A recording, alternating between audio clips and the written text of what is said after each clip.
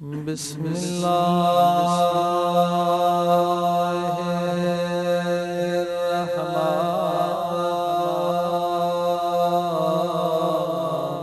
الرحیم یا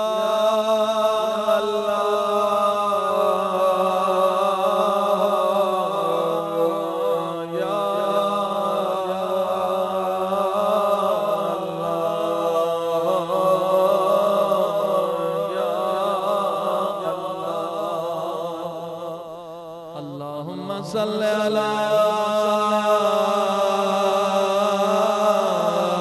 محمد وآل محمد اللہم صلی علی محمد وآل محمد کل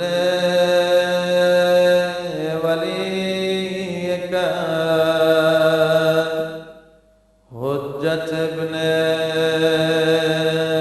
الحسن صلواتک علیہ وعلی آبائہ فی هذه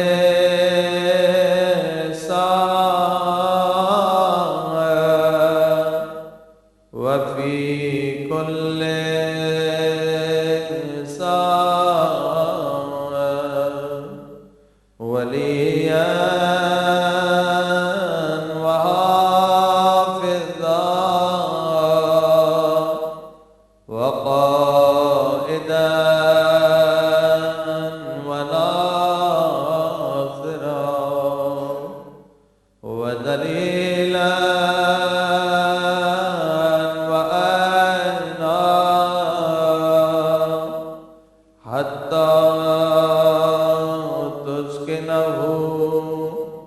أرضك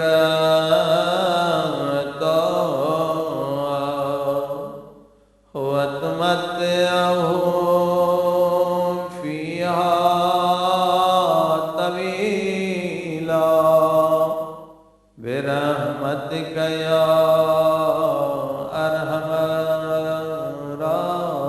الراحمين. صلوات.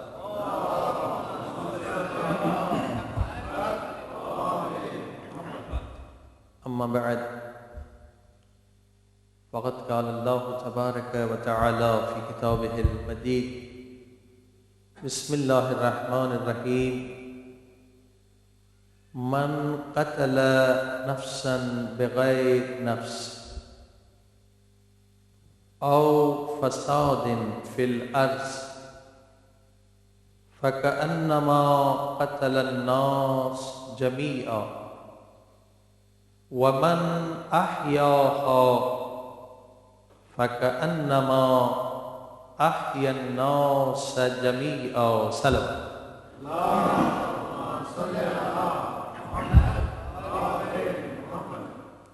معزز سامعین، سورہ مبارکہ مائدہ جو قرآن مجید کا 5واں سورہ ہے، اس کی آیت کا نمبر 34 34ویں آیت کا بہت ہی اہم پیغام، انتہائی اہم وحی پروردگار کا پیغام ہے تمام انسانوں کے لیے. ارشاد ہو رہا ہے کہ من قتل نفس، اگر کسی نے بھی بے گناہ کسی کو قتل کیا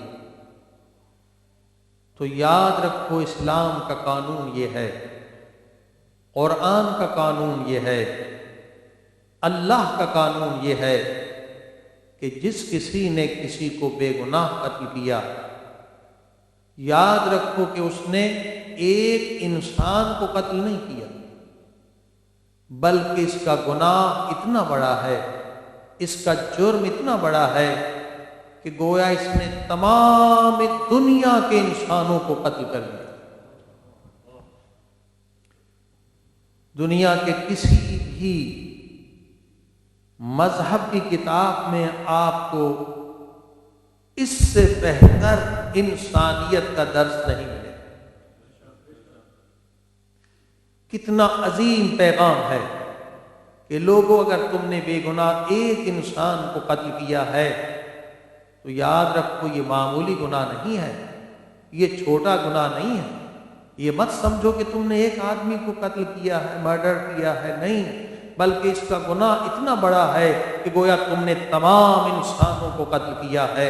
اور اس کے بعد دوسرا جملہ آ رہا ہے وَمَنْ أَحْيَاهَا فَكَأَنَّمَا أَحْيَا النَّاسَ جَمِيعًا۔ یہ بھی بہت پیارا جملہ ہے۔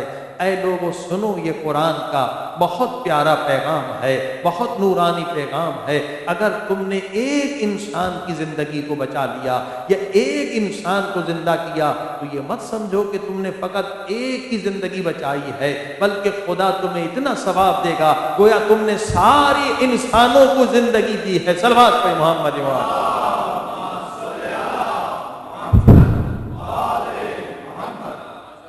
کس قدر عظیم پیغام، ایک انسان کو ہدایت دینا اتنا اجر ہے گویا تمام دنیا کے انسانوں کو آپ نے زندگی دی ہے۔ عزیزان گرامی، یہ قرآن، یہ اسلام کیا ہے؟ امن کا پیغام ہے۔ اسلام کیا ہے؟ سلامتی کا پیغام ہے۔ اس سے بڑھ کر کیا سلامتی ہو سکتی ہے؟ اس سے بڑھ کر کیا انسانی اصول ہو سکتے ہیں کہ اسلام کسے کہتے ہیں؟ یہ سلامتی کا مذہب ہے۔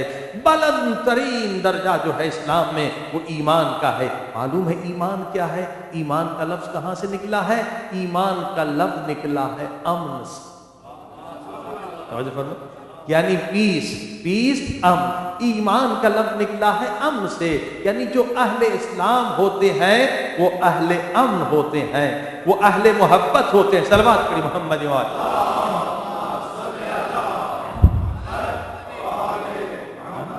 یہ حقیقی اسلام ہے، مگر افسوس کہ آج ہم مسلمانوں کی بد اعمالیوں کی وجہ سے اسلام بدنام ہو رہا ہے۔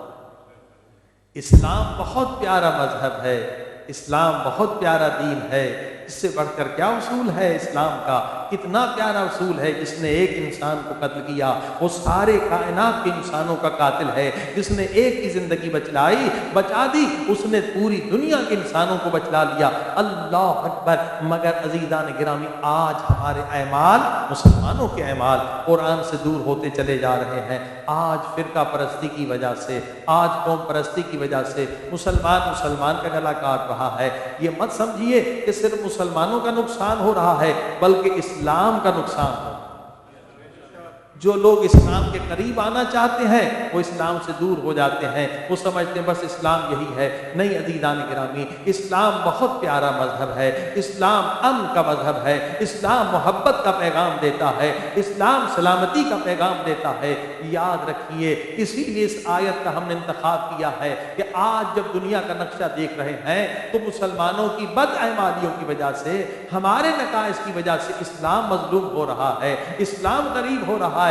دیکھیے اسلام کا دوسرا پیغام جو حدیث کے ذریعے سے ہم تک پہنچا، سرکار حضرت محمد مصطفیٰ صلی اللہ علیہ وسلم۔ ایک نورانی حدیث سنانا چاہتا ہوں۔ اللہ کے پیارے رسول بہت پیاری حدیث فرماتے اگر کسی مومن اور مومنہ کے درمیان یا دو مومنوں کے درمیان یا میاں بیوی کے درمیان اگر کہیں پر اختلافات ہو جائے، ناراضگی ہو جائے، آپس میں مس انڈرسٹینڈنگ ہو جائے، اب آپس میں تعلقات ختم ہو جائیں، اب اللہ کے رسول فرماتے ہیں اگر آپ اس ارادے سے نکل رہے ہیں کہ دو مومنین میں صلح کرا دیں، آپ اس ارادے سے نکل رہے ہیں کہ میاں بیوی کے درمیان صلح کرا دیں تاکہ نفرت جو ہے محبت میں تبدیل ہو جائے، اب سنیے آگے جو لفظ آ رہے ہیں وہ بڑے قیمتی ہیں۔ اللہ کے رسول فرماتے ہیں اگر اس نیت، اس انٹینشن، اس ارادے کے ساتھ اپنے گھر سے نکلے کہ میاں بیوی کے درمیان جھگڑا ہے، چلو 1-2 گھنٹہ خرچ کر دیتا ہوں شاید ان کے درمیان صلح ہو جائے، اللہ کے رسول فرماتے ہیں اگر اس ارادے سے آپ نکلے ہیں نا، ابھی آپ واپس نہیں آئیں گے، یعنی ابھی گھر گھر واپس نہیں پہنچیں گے اور آپ کو خداوند عالم لیلۃ القدر یعنی شب قدر کی عبادت کا ثواب عطا فرمائے.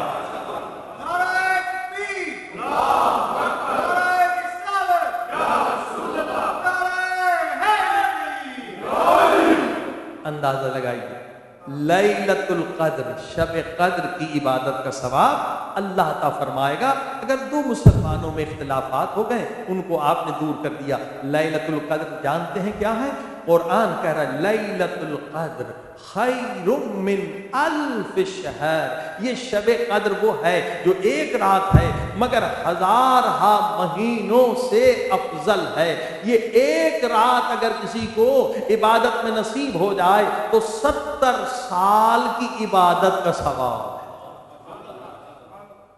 اور یہ رات اللہ نے چھپا رکھی ہے. شاید 19 ہو، شاید 21 ہو، شاید 23 ہو، شاید 27 ہو. آخری راتوں میں سے کوئی ایک رات ہو سکتی ہے. عزیزان گرامی ادھر آپ 3-4 راتیں عبادت کریں تو لیلۃ القدر نصیب ہو. پوری رات عبادت کریں، ایک نہیں 2 3 آخری 10 راتوں میں سے کوئی لیلۃ القدر ہو سکتی ہے. اور یہاں پر آپ نے 1 گھنٹہ خرچ کیا، 2 مومنوں کے درمیان صلح کرا دیا، اللہ اتنا ہی ثواب عطا فرماتا.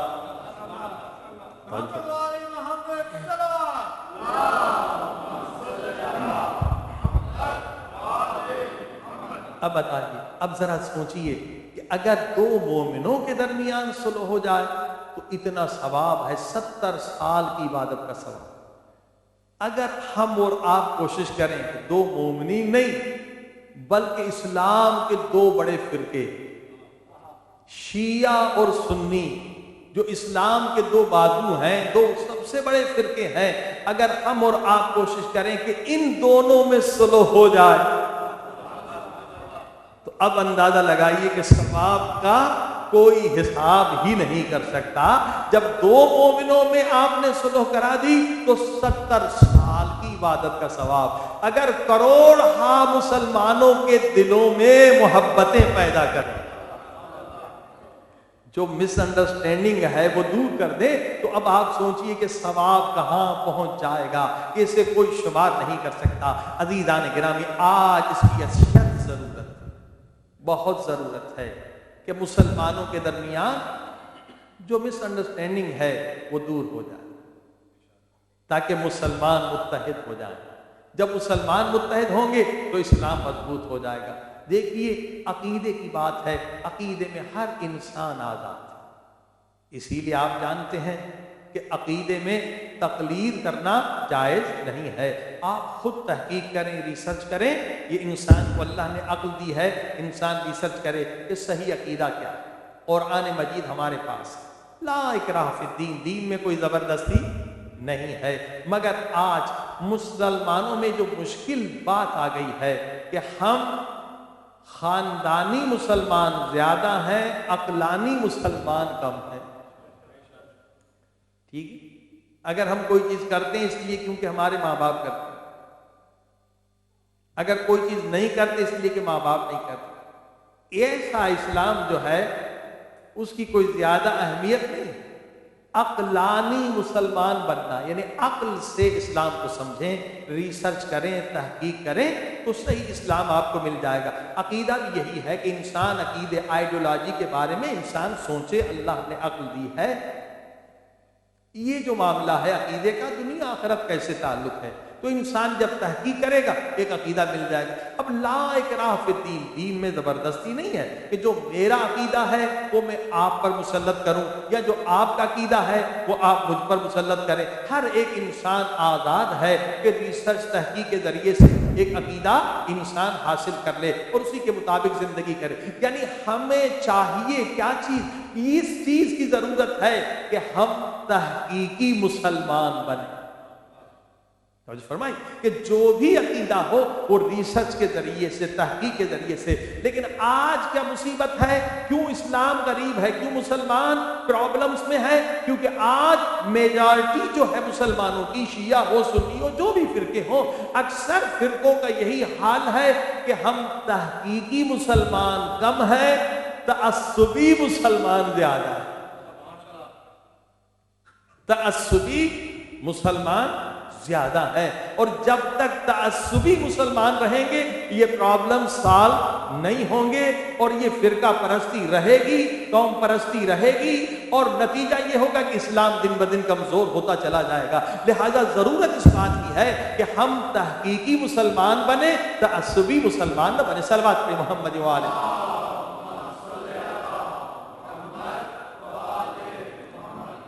اب چند باتیں میں آپ کے سامنے پیش کرتا ہوں تاکہ پتہ چلے کہ ہم تحقیقی مسلمان ہیں یا تعصبی مسلمان۔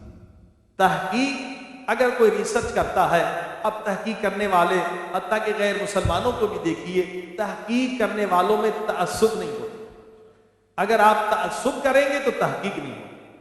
تحقیق الگ ہے، ریسرچ الگ ہے، تعصب الگ ہے۔ تعصب کیا ہے؟ یہ جہالت کی ایک برانچ ہے۔ صلوات پہ محمد والے۔ ہاں جی۔ اور تین چیزیں جو ہیں وہ تحقیق کے لیے خطرناک ہیں، انسان تحقیق کر ہی نہیں سکتا صحیح۔ ایک کیا ہے؟ ایک ہے تعصب، اور دوسرا ہے ضد۔ اگر مجھے ضد ہے کسی چیز سے تو جتنی بھی تحقیق کی جائے وہ سب بیکار۔ اور تیسرا ہے بغض، نفرت۔ اگر میرے دل میں کسی چیز سے نفرت ہے، کوئی ہزار ریسرچ کرے مگر میرے دل میں بغض ہے، مجھے نہیں ماننا۔ چاہے کہ آپ دیکھ رہے ہیں کہ ابو جہل کے سامنے رسول خدا معجزے پر معجزے دکھلا رہے ہیں مگر پھر بھی ایمان نہیں لا رہے۔ کیوں؟ کہ ابو جہل کے دل میں یہی تین صفت تھی، بغض بھی تھا، تعصب بھی، اور ضد بھی۔ صلوات پہ محمد وآلہ۔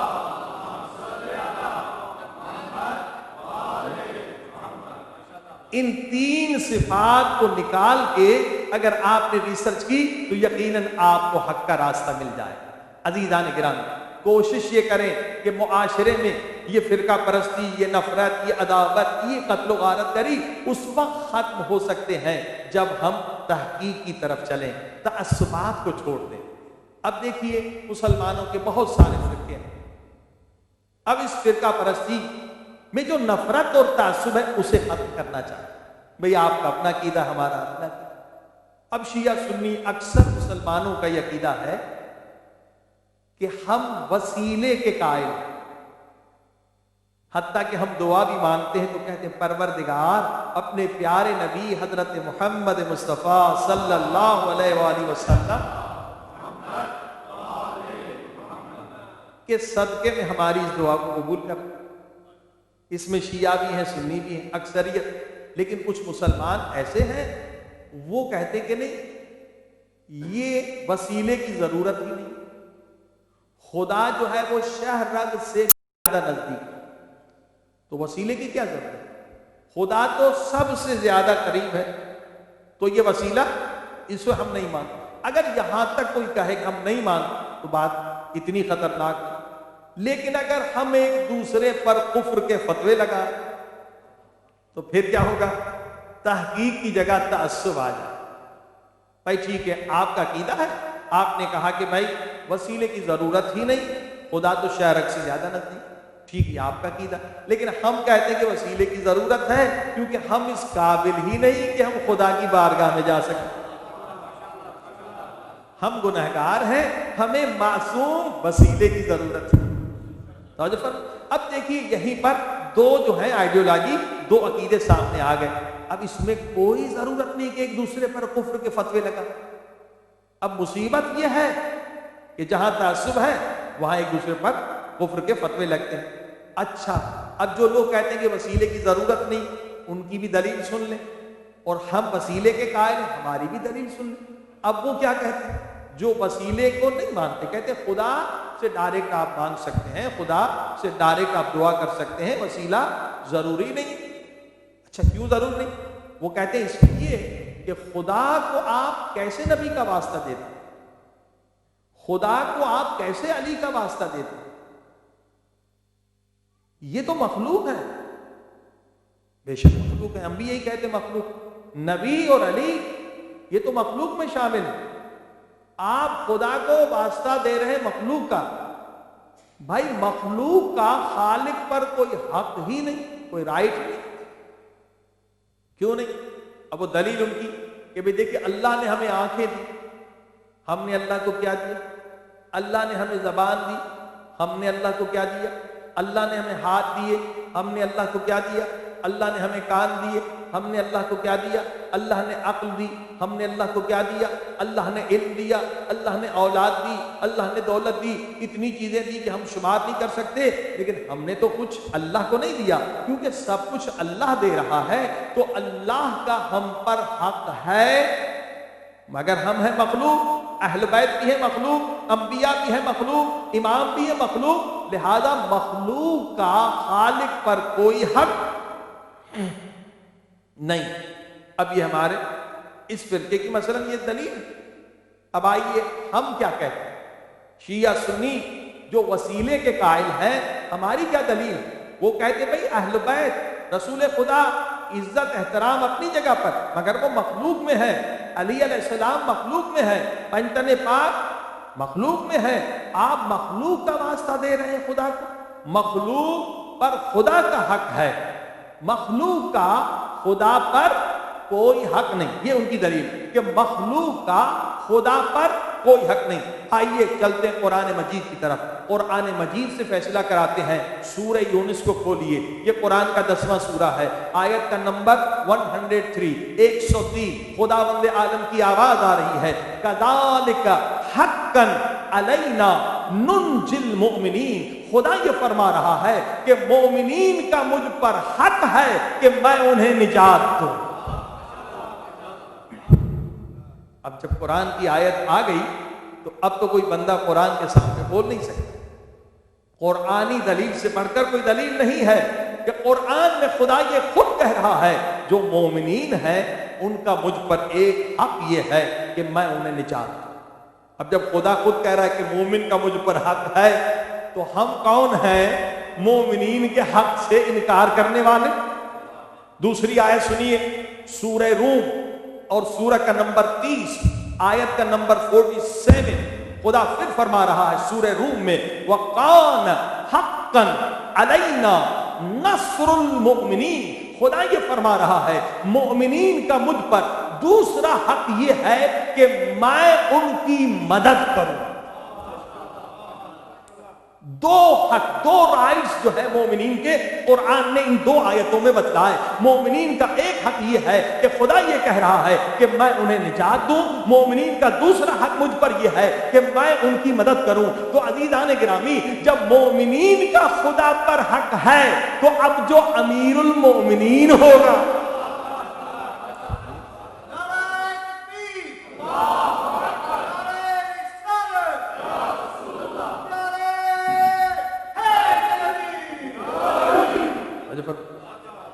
جب عام مومنین کا خدا پر حق ہے تو جو مومنوں کے بھی نبی اور مولا ہوں گے تو ان کا کیسے حق نہیں ہو سکتا؟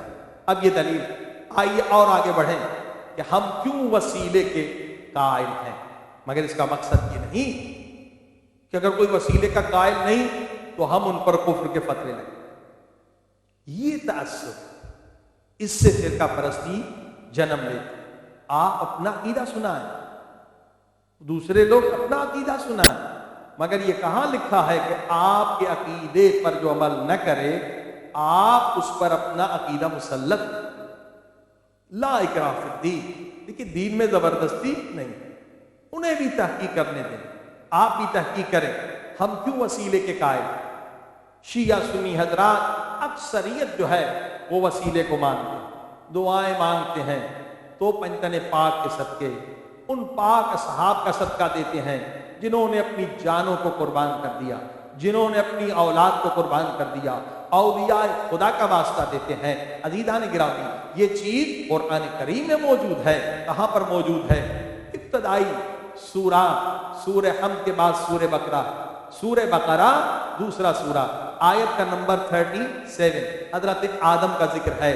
فَتَلَقَّى آدَمُ مِن رَّبِّهِ کلمات وتاب علیہ انہ هو التواب الرحیم، کہ خدا فرما رہا ہے، قرآن میں فرما رہا ہے کہ خدا نے حضرت آدم علیہ السلام پر یہ لطف و کرم کیا کہ حضرت آدم کو کچھ کلمات سکھلائے کہ آدم اگر توبہ تو چاہتا ہے کہ میں تیری توبہ قبول کر لوں، اگر تو چاہتا ہے کہ میں اللہ تیری توبہ کو قبول کروں تو ان کلمات کے ذریعے سے توبہ کر۔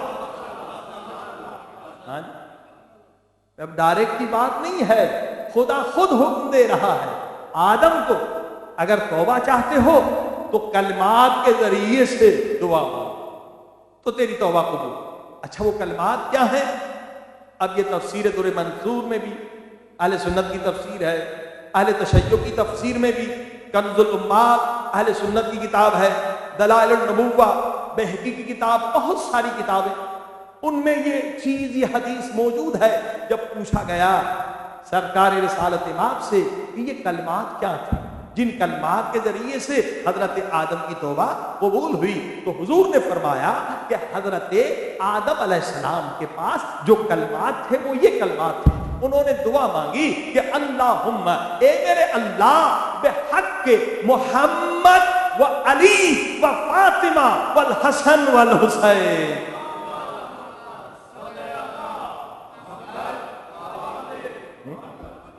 پروردگار تجھے تیرے نبی کا واسطہ، پروردگار تجھے علی کا واسطہ، پروردگار تجھے فاطمہ الزہرا سلام اللہ علیہا کا واسطہ، پروردگار تجھے حسن اور حسین کا واسطہ، میری توبہ کو قبول کر۔ حضرت آدم نبی ہے لیکن جب پنجتن پاک کا واسطہ دیتے ہیں تو خداوند عالم ان کی دعا کو قبول کرتا ہے۔ یہ ہمارے پاس قرآن سے دلیل ہے کہ وسیلے کے ذریعے سے دعا مانگنی چاہیے۔ جب آدم کی دعا بغیر ان کے قبول نہیں ہوتی، آدم جو نبی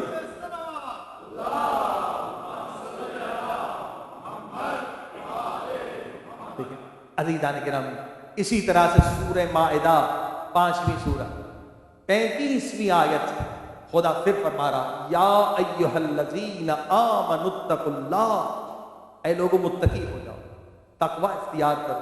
طریقہ کیا ہے تقوی کا؟ فرمایا وابتغوا الیہ الوسیلہ، مجھ تک پہنچنے کے لیے وسیلے کو تلاش کرو۔ صلوات پڑھیے محمد وآلہ۔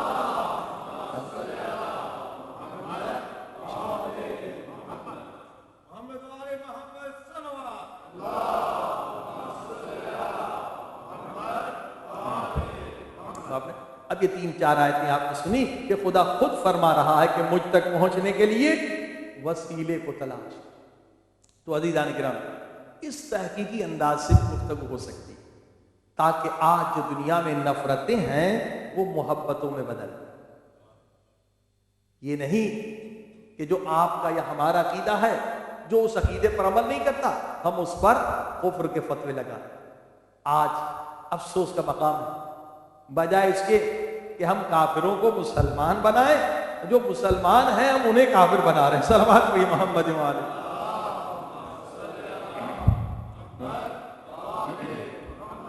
لہذا بہت اشد ضرورت ہے، آج دنیا کے حالات دیکھیں، اسلام غریب، اسلام مظلوم۔ آج مسلمانوں کو شعور دینے کی ضرورت ہے کہ تحقیقی مسلمان بنو، تعصبی مسلمان بنو۔ اتنا نقصان ہوا ہے مسلمانوں کا، خود اسلام کا، کہ آپ تصور نہیں کر سکتے۔ جو لوگ دیکھ رہے ہیں، جو لوگ تحقیق کر رہے ہیں، وہ جانتے ہیں کہ کتنا عظیم نقصان ہوا ہے فرقہ پرستی سے۔ اس فرقہ پرستی کی لعنت کو ختم ہونا چاہیے۔ اب اس کی جڑیں کہاں سے؟ اگر شیعہ سنی سارے فرقوں میں آپ دیکھیں یہ فرقہ پرستی کہاں سے جنم لیتی ہے، تو یہ چند ایسے لوگوں کی وجہ سے فرقہ پرستی ہو رہی جو مفاد پرست ہیں۔ شیعوں کے اندر بھی ہے، سنیوں کے اندر بھی کچھ ایسے علماء ہیں جو پروفیشنل، جن کا کاروبار کہ لوگوں کے جذبات کو ابھاریں، تو ان کے 3 مقاصد ہوتے ہیں۔ ایک مقصد یہ ہوتا ہے کہ زیادہ پیسہ مل جاتا ہے، کیونکہ یہ انسان، ہر انسان کے اندر اپنے ذات کی محبت، صرف اولیاء خدا ہیں جو اپنی ذات کی محبت کو خدا کی محبت میں ختم کر دیتے ہیں۔ تو کیونکہ ذات کی محبت، اگر آپ کے فرقے کی کوئی تعریف کرے گا آپ خوش ہو جائیں گے، اور دوسرا جو فرقہ ہے آپ کے خلاف یا دوسرا فرقہ اس پر کوئی کیچڑ اچھالے گا تو آپ خوش ہو جائیں. عام آدمی یہی فکر رکھتا اور اسی وجہ سے فرقہ پرستی بڑھتی چلی گئی ہے. یہ پروفیشنل لوگ ہیں, وہ چاہتے ہیں بھلے اسی طریقے سے کیا ہوگا, ہمیں سستی شہرت مل جائے. اور ایسا ہی ہوتا پیسے کی وجہ سے. کچھ ادھر ہمارے پاس ایسے لوگ ہیں, علماء ہیں, جو نفرت کی باتیں کرتے ہیں, نہیں کہ دین کی کوئی تبلیغ کرتے ہیں, دوسرے فرقے پر چھینٹیں اچھالنا یا طنز کرنا یا مذاق کرنا, تو کیا اس سے کوئی آپ کے مذہب کے اندر آ جائے؟ بتائیے. اگر آپ کسی کے رہبر پہ طنز کریں گے, چٹکلے بتائیں گے, لطیفے بتائیں گے, تو جو سنے گا آپ سے اور دور ہو جائے. عزیزان گرام, یہ صرف یہ لوگ ہیں جو چاہتے ہیں کہ ان کا دنیاوی فائدہ یا پھر شہرت کی وجہ سے یا پھر دنیاوی مقامات کی وجہ سے, سیاست کی وجہ سے, کہ سیاست میں انہیں کوئی پارلیمنٹ میں سیٹ مل جائے. یہ لوگ مفاد پرست ہیں, اور یہ شیعوں کے اندر بھی ہے اور سنیوں کے اندر بھی ہے. یہ جذبات کو بھارنے والے ہوتے ہیں اور ان کی پہچان یہ ہے. یہ جو فرقہ پرستی پھیلانے والے لوگ ہیں, آپ دیکھیے ان کے اندر خوف خدا نہیں ہے. کبھی وہ تقویٰ کی بات نہیں کریں گے, کبھی وہ نماز روزے کی بات نہیں کریں گے, کبھی وہ امر بالمعروف کی بات نہیں کریں گے, کبھی وہ یہ نہیں کہیں گے کہ بھائی حرام کو چھوڑ دو, رشوت کو چھوڑ دو. وہ کیا کریں گے؟ وہ آپ کے جذبات کو بھار کر اپنا فائدہ لیں. تو جب تک کہ قوم کے اندر یہ شعور پیدا نہ کیا جائے کہ یہ جو جذبات کو بھارنے والے ہیں یہ اپنا فائدہ چاہتے ہیں, دین کے مفاد میں نہیں ہے, اسلام کے مفاد میں نہیں ہے, اور یہی لوگ خون بہواتے ہیں, یہی لوگ لڑواتے ہیں, یہی لوگ جو ہے قتل و غارت گری کے سبب ہیں. جب عوام کے اندر یہ شعور آ جائے کہ یہ جو کسی پر طنز کر رہے ہیں, کسی پر ہٹ کر رہے ہیں, یہ خود ہمارے مذہب کے ہی دشمن ہیں, ہمارے مذہبی کے خلاف ہیں, یہ فتنہ چاہتے ہیں. الفتنۃ اشد من القتل, اور قرآن یہ کہہ رہا ہے فتنہ قتل سے بڑا گناہ. صلوات پر محمد وآلہ.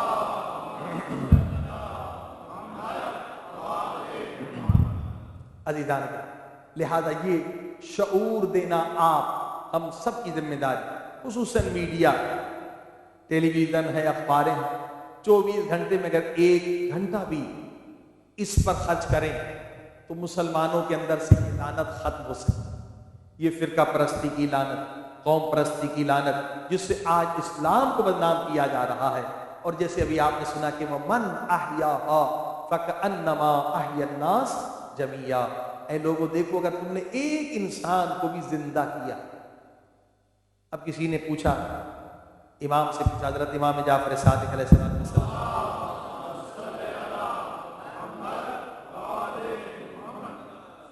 کہا میرے آقا زندگی تو خدا کے ہاتھ میں, ہم کسی کو زندہ کیسے ہیں؟ کہ قرآن کہہ رہا ہے وَمَنْ أَحْيَاهَا فَكَأَنَّمَا أَحْيَا النَّاسَ جَمِيعًا. اگر تم نے کسی کو زندہ کیا تو اس کا اجر اتنا ہے گویا تم نے ایک آدمی کو زندہ نہیں کیا, سارے انسانوں کو زندہ کیا. تو امام نے جواب دیا, یہاں زندہ کرنے سے مراد کسی کو ہدایت دینا, گائیڈ کرنا. اگر ایک انسان شراب کے نشے میں دھت ہے, نماز سے دور ہے, اسلام سے دور ہے, تقویٰ سے دور ہے, حیوانی زندگی بسر کر رہا ہے, جیسے حیوان کھاتے ہیں, پیتے ہیں اور شہوات کے پیچھے ہیں, ایسے اس کی زندگی ہے. مقصد حیات کا اسے پتہ نہیں کہ دنیا میں کیوں آیا ہے, کس مقصد کے لیے. حیوان کی طرح زندگی بسر کر رہا ہے, شراب بھی پی رہا ہے, خنزیر بھی کھا رہا ہے, سود بھی کھا رہا ہے, سب کچھ حرام کر رہا ہے. اگر آپ نے اس ایک انسان کو ہدایت دے دی, اللہ کا راستہ دکھا دیا, مسجد کا راستہ دکھا دیا, آخر تجھے مرنا ہے, آخر تجھے قبر میں جانا ہے, وہاں ایک ایک چیز کا حساب ہوگا. اگر یہ ایک انسان جو ہے آپ کی کوشش کی وجہ سے ہدایت پا جائے تو یہ مت سمجھیے کہ آپ نے فقط ایک انسان کو ہدایت دی ہے, بلکہ خدا یہ فرما رہا ہے میں تجھے ثواب اتنا دوں گا گویا تو نے پوری دنیا کو مسلمان کر دیا. صلوات پڑھی محمد وآلہ.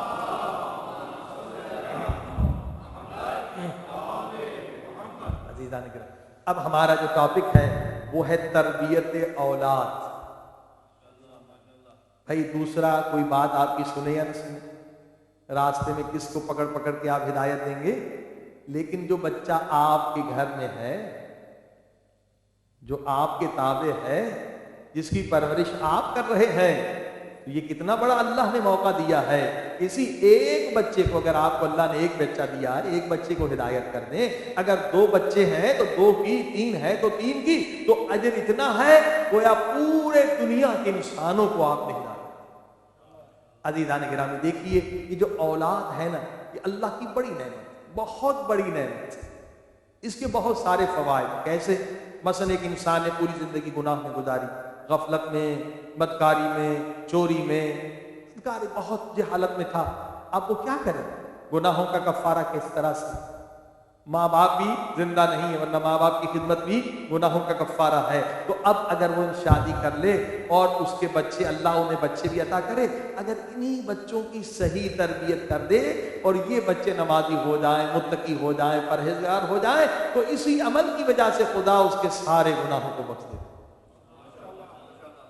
اولاد ایک ایسی نعمت ہے کہ اس کے ذریعے سے آپ اپنے گناہوں کو مٹا بھی سکتے ہیں. اچھا، جب انسان مر جاتا ہے پھر تو اس کا کوئی عمل نہیں. حدیث میں اللہ کے پیارے رسول فرماتے ہیں، لوگوں جب تم مر جاؤ گے تو تمہارے اعمال نامے کی کتاب بند ہو جائے گی. اب ایک نیکی بڑھا نہیں سکتے، ایک گناہ تم گھٹا نہیں سکتے، مگر وہی اللہ کے رسول فرماتے ہیں اگر 3 کام کر کے مرو نا تو تمہارا اعمال نامہ کبھی بند نہیں ہو. کتاب میں نیکیاں آتی رہیں گی، ثواب ملتا رہے گا. اصحاب کرام حیران ہو گئے، اللہ کے رسول وہ 3 کام کیا ہے؟ کہا مرنے سے پہلے کوئی مدرسہ بنا کے مرے، کوئی مسجد بنا کے مرے، تو اس مدرسے مسجد میں جو لوگ علم حاصل کریں گے، عبادت کریں گے، کیونکہ آپ بانی ہے نا، تو ان کو بھی ثواب ملے گا، اور جتنے آ کے پڑھیں گے تو اس کا ثواب جو ہے وہ کم نہیں ہوگا، بلکہ انہیں بھی ثواب ملے گا، اور جو بانی ہے اس کے بھی ثواب ملے گا. ثواب کبھی کم نہیں ہوتا. جیسے ہم لوگ سورہ فاتحہ پڑھتے ہیں تو کہتے ہیں مولوی صاحب یہ صرف میرے والد کے لیے پڑھو، دوسروں کو شریک نہ کرو، اس میں ثواب کم ہو جائے گا. نہیں، ثواب کم نہیں ہوتا. جیسے ایک چراغ سے 1 ملین چراغ جلا دیں، چراغ کو نقصان نہیں ہوتا ہے. آپ ثواب میں جتنے لوگوں کو شریک کریں، آپ کے والد کو اتنا ہی ثواب ملے گا. صلوات پڑھیے محمد.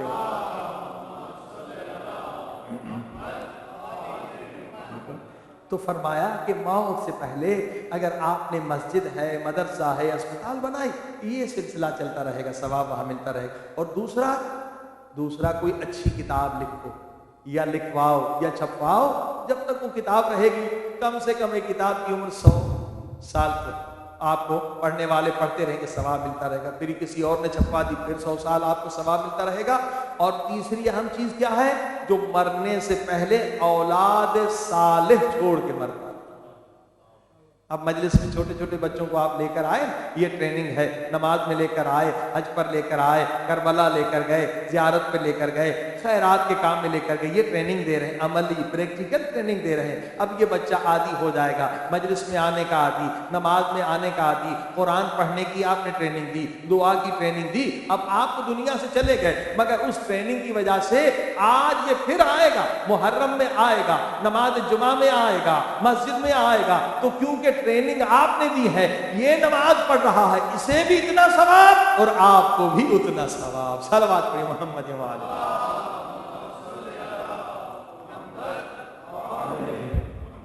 اللہ. رب آپ دیکھیے اولاد کتنی بڑی نعمت ہے کہ دونوں طرف سے زندگی میں بھی آپ کو اجر ملتا ہے، آپ کے گناہ معاف ہوتے ہیں، اور مرنے کے بعد بھی آپ کے اکاؤنٹ میں مسلسل نیکیوں پر نیکیاں آ رہی ہیں. لیکن عزیزان گرامی یاد رکھیے، اگر اولاد کی، یہ اللہ کی امانت ہے، اولاد اللہ کی امانت ہے، اگر اس کی تربیت میں کسی نے کمی کی تو گناہ بھی گناہ ہے کبیرہ، یعنی بہت بڑا گناہ، معمولی گناہ.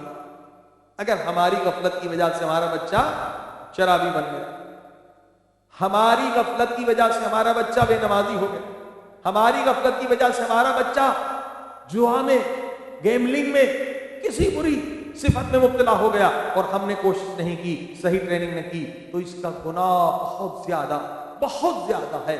کیونکہ اولاد اللہ کی امانت ہے. بڑے بڑے علماء فرماتے ہیں کہ قرآن اور حدیث، قرآن اور اہل بیت کے بعد سب سے بڑی امانت جو خدا کی ہے وہ اولاد. قرآن اور اہل بیت کے بعد سب سے بڑی امانت خدا اولاد ہے. اے انسان، اگر اس میں تو نے خیانت کی تو تیری کوئی عبادت قبول نہیں.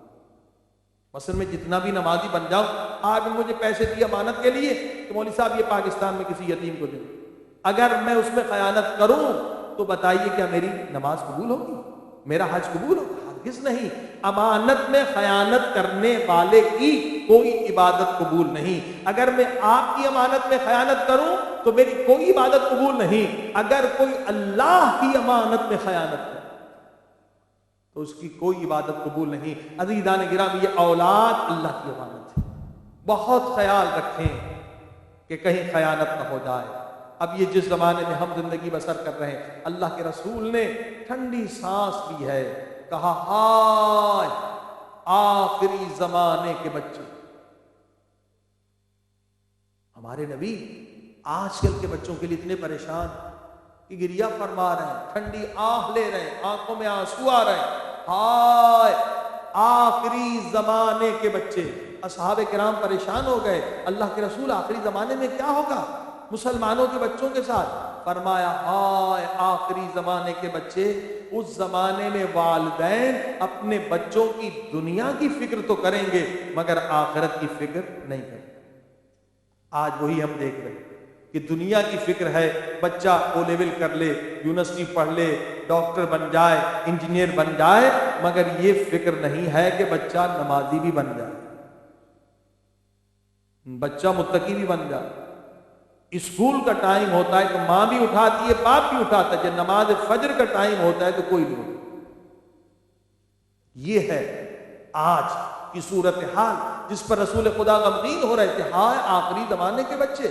آج ہمیں بچوں کی دنیا کی فکر ہے، بچی کی شادی کی فکر ہے، مگر بچی کی قبر کی فکر نہیں، آخرت کی فکر نہیں ہے۔ اللہ اللہ، رسول خدا غمگین ہو رہے ہیں کہ آخری زمانے میں ماں باپ اس طرح سے ہو جائیں گے کہ دنیا کی فکر کریں گے مگر بچوں کی آخرت کی فکر نہیں کریں گے۔ اسی لیے حدیث ہے، اللہ کے رسول نے فرمایا لوگوں اگر کسی ماں باپ نے یہ کام کیا کہ مثلا خود تو نمازی ہے مگر بچوں کو نماز کا اصلاً شوق نہیں دلایا، عادت نہیں ڈالی، تو کیا ہوگا؟ قیامت کے دن وہی باپ یا ماں نمازی ہے مگر حکم خدا ملے گا فرشتوں انہیں جہنم میں پھینک۔ پروردگار کیوں؟ یہ تو نمازی ہے، کبھی ان کی نماز قضا نہیں۔ کہاں خود تو ان کی نماز قضا نہیں ہوئی مگر کبھی انہوں نے بچوں کو نماز کا شوق نہیں دلایا، بچوں کی ٹریننگ نہیں کی، خود نماز پڑھتے تھے بچے سوتے رہتے۔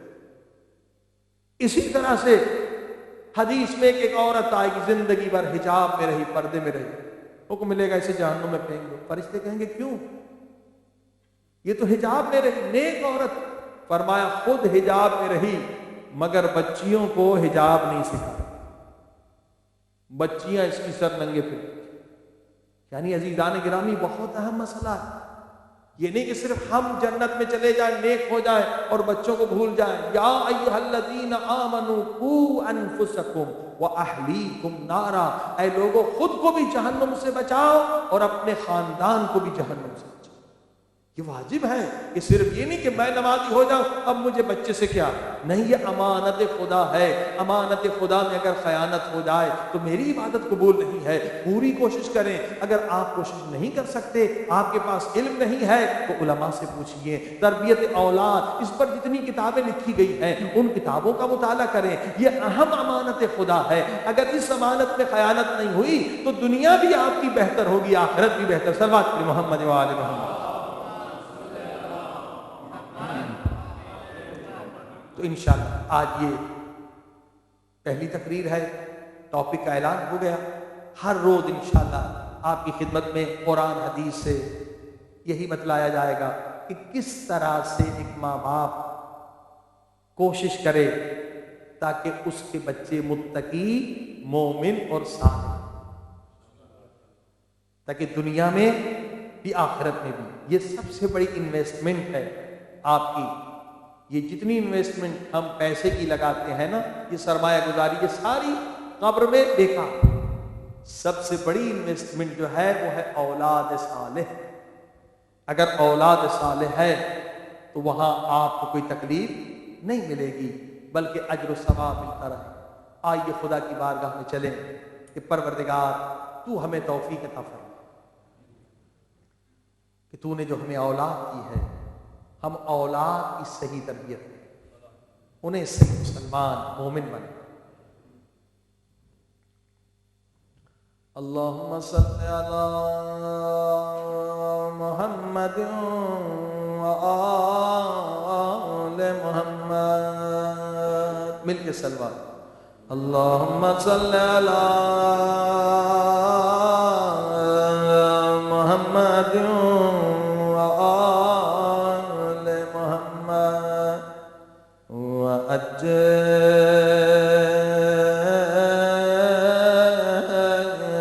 فرجهم، مل کے صلوات۔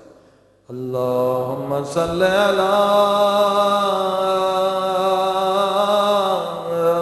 محمد وآل محمد وعجل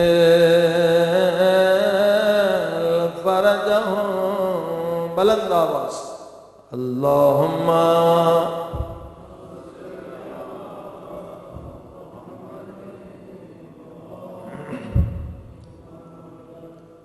وعجل فرجهم یا اللہ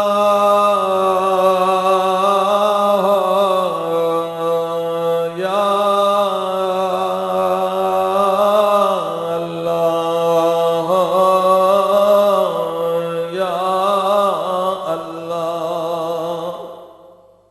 سب مل کے جتنا اللہ کا نام پیارا ہے، پیار سے، محبت سے، عشق سے، خدا سے راز و نیاز کر، یا اللہ یا اللہ یا اللہ، بلند آواز، یا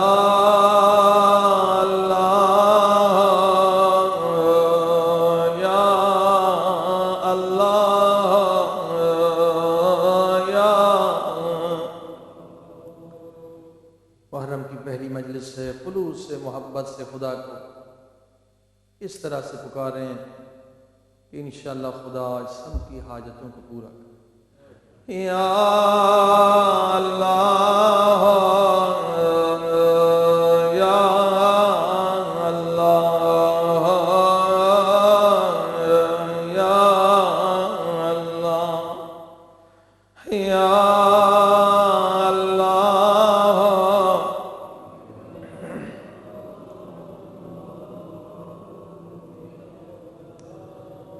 میرے اللہ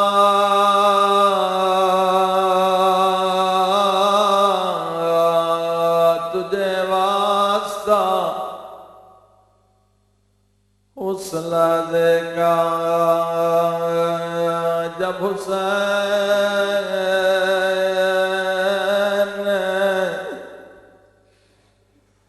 گھوڑے سے اتر کر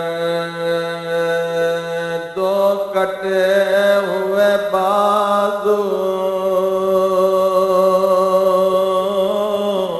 اٹھائے، حضرت اشارہ سمجھ گئے یہ کس کے بازو تھے۔ حسین دو کٹے ہوئے بازو اٹھائے، بازوؤں کو چوم کے فرمایا عباس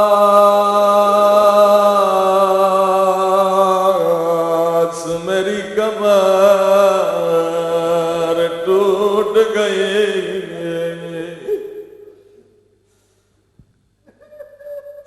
او میرے اللہ میرے گناہگار ہاتھوں کو نہ دیکھ، تجھے عباس کے کٹے ہوئے بازوں کا واسطہ آج ہمارے گناہ بخش دے بخش دے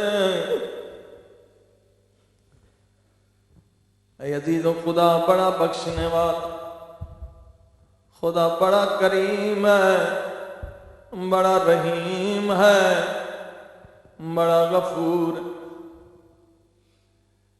خدا اتنا مہربان ہے کہ سنیے غور سے جملہ، اگر عشق و محبت سے سنا، آنکھوں میں توبہ کے آنسو آ جائیں۔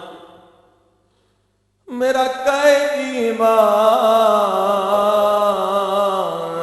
سید ساجدین، امام زین العابدین فرماتے ہیں، اے میرے اللہ، اے میرے اللہ، تو گنہگار کو اتنا بلاتا ہے، اتنا بلاتا ہے، بار بار بلاتا۔ کیسے بلاتا ہے؟ رمضان کا مہینہ آیا، خدا کہتا آجا میرے بندے، روزہ رکھ لے، تیری سانس کو تسبیح بنا دوں گا۔ مگر بدبخت بندہ نہیں آیا۔ خدا فرماتا ہے اگر پورا رمضان نہیں آیا، ایک شب قدر آجا، شب قدر آجا، میں تجھے 70 سال کی عبادت کا ثواب دوں گا۔ بدبخت بندہ نہیں آیا۔ خدا پھر عرفات میں، یوم عرفات، خدا خود فرماتا ہے میدان عرفات میں جہاں حاجی جاتے ہیں، خدا فرماتا ہے میدان عرفات میں اگر کافر بھی آ کے توبہ کرے، میں اسے بھی بخش دوں گا۔ آجا میرے بندے، یوم عرفات جہاں بھی رہتے ہو، پاکستان میں، ہندوستان میں، یوم عرفات ایسے منایا کرو جیسے شب قدر، ایک رات ایک دن۔ میرے بندے آجا، میں تجھے بخش دوں گا۔ بندہ پھر بھی نہیں آیا۔ جیسے محرم کا چاند نظر آتا ہے، خدا فرماتا ہے میرے بندے آجا، یہ حسین کا مہینہ ہے، حسین کا واسطہ دے، میں تجھے بخش دوں گا۔ علی اصغر کا واسطہ دے، میں تجھے پاک کر دوں گا۔ امام زین العابدین کا جملہ سنیں، فرماتے اے خدا، تو بندے کو اتنا بلاتا ہے، اتنا بلاتا ہے کہ ایسے لگتا ہے کہ تو بندے کا محتاج ہے، جبکہ بندہ تیرا محتاج ہے، تو غنی ہے میرے مالک، مگر یہ تیرا کرم ہے۔ آئیے خدا کو خلوص سے دل سے پکاریں، یا غفار، یا غفار، یا غفار۔ اے خدا، جس امام مظلوم کی دعا کا جملہ سنا، آج اسی کا واسطہ، اس امام کے صدقے میں اپنی اپنی دعائیں قبول کرنا۔ اے خدا، امام زین العابدین کے صدقے میں آج ہم سب کو بخش۔ اے خدا، آج ہمیں پاک کر دے۔ پہلی مجلس سے محرم کی کوئی گناہ باقی نہ رہے، آنسوؤں کے صدقے جہاں جہاں لوگ سن رہے ہیں، رو رہے ہیں، ان سارے دنیا کے مومنین کے آنسوؤں کا میرے اللہ بخش دے۔ اس امام کا تجھے واسطہ جو نہ بابا کو کفن دے سکا،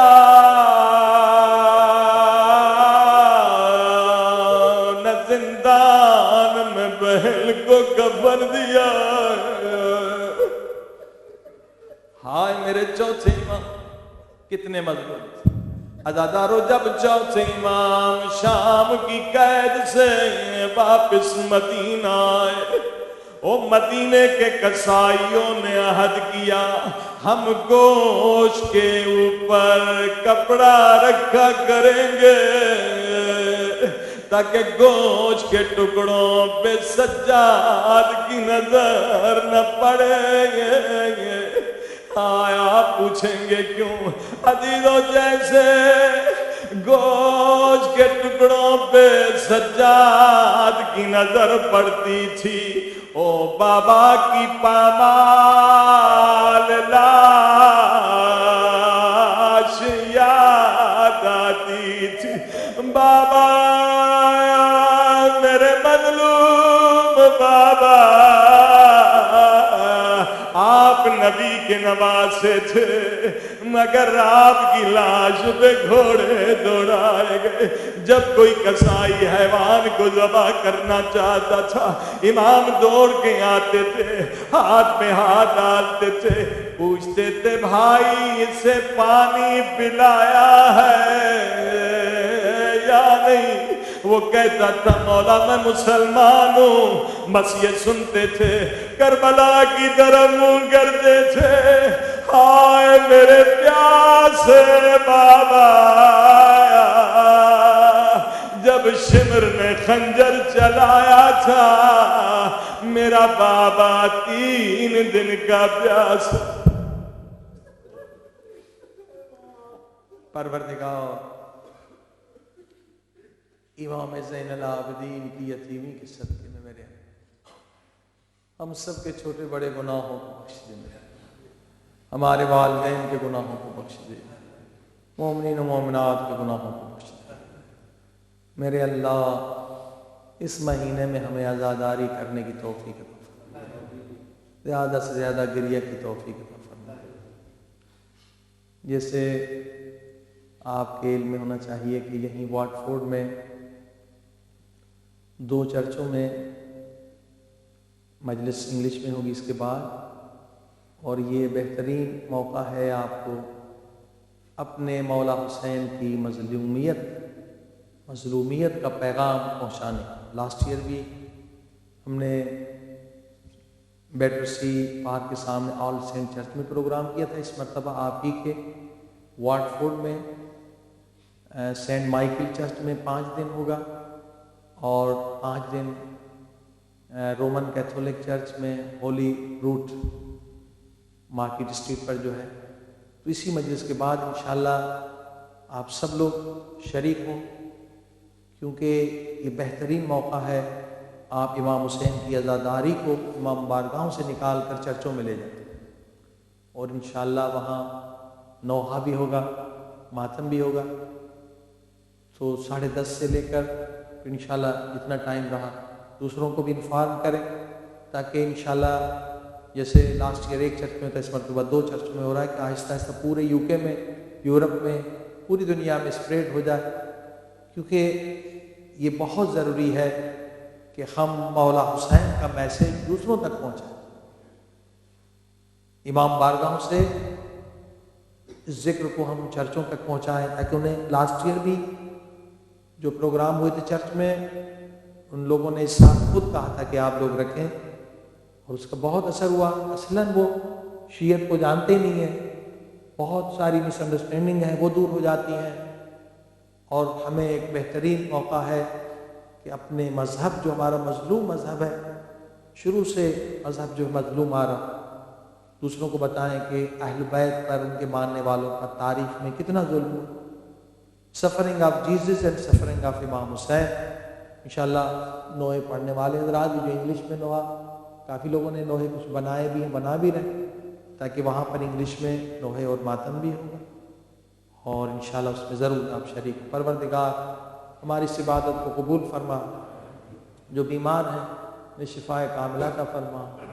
میرے اللہ جو حج و زیارات پہ جانا چاہتے ہیں جو زیارت نصیب فرما، جنہیں تو نے اولاد نہیں دی ان کو اولاد صالحہ عطا فرما، جن کو اولاد دی ہے ان کی اولاد کی تربیت کرنے کی توفیق عطا فرما۔ میرے اللہ دنیا بھر میں جہاں جہاں مومنین پریشان ان کی پریشانی دور فرما۔ میرے اللہ جہاں جہاں مومنین مشکلات ان کی مشکلات دور فرما، میرے اللہ جو بے گناہ قید انہیں کیسے رہے عطا فرما، میرے اللہ جلد از جلد ظلم و ظالمین کے خاتمے کے لیے ہمارے مولا ہمارے آقا امام زمانہ کو ظہور فرما، امام کے قدموں پر ہمیں سعادت نصیب فرما، ہماری اس عبادت کو قبول فرما، جنہوں نے دعائیں ذمہ لگائی پروردگار سب کی نیک دعاؤں کو قبول فرما۔ ایک مرتبہ پھر آج اپنے مرحومین کو یاد کریں، یقیناً ان کی روحیں آئی ہوئی ہوں گی یا وہ انتظار میں ہوں گی، جن کے والدین کا انتقال ہو گیا، میرے والدین اور جتنے مومنین جو پہلے عزادار تھے، نور خان تھے، سامعین تھے، مجلس پڑھنے والے تھے، جو بھی اس دنیا سے گزر گئے ذاکرین تھے، سب کے لیے ایک مرتبہ سورہ الحمد و 3 مرتبہ سورہ بسم اللہ الرحمن الرحیم، الحمد للہ رب العالمین الرحمن الرحیم وإياك نستعين اللهم صل على محمد وآل محمد اللهم صل على